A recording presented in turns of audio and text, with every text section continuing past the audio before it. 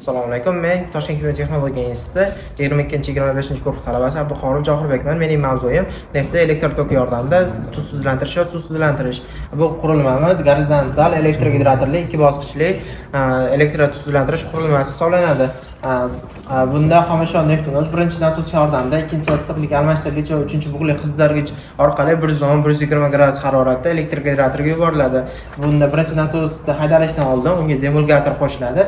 Uchinchi bug'li qizdirgichdan o'tgandan so'ng esa 7-chi nasos yordamida unga ishqor eritmasi qo'shiladi. Ishqor eritmasi qo'shilishidan maqsad neftlarni kislotali qayta ishlashda neftlarga qo'shilgan korroziyaga chaqiruvchi vodorod sulfitni neytrallash uchun qo'shiladi. Suvimiz esa kislota va tuzlarni yuvish uchun qo'shiladi.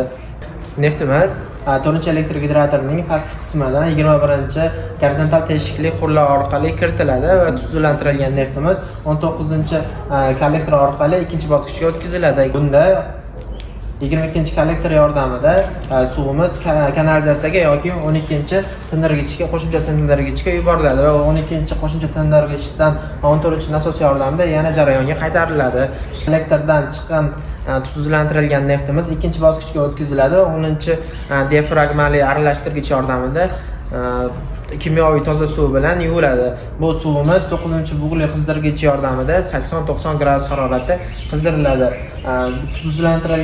Suvsizlantirilgan neftimiz ikkinchi bosqichdan chiqqandan so'ng rezervuarga yuboriladi va elektr generatorlardagi suvlar nazoratini, suv sathini, suv tindirilganligini 15-kurs oynasi orqali ko'rish mumkin.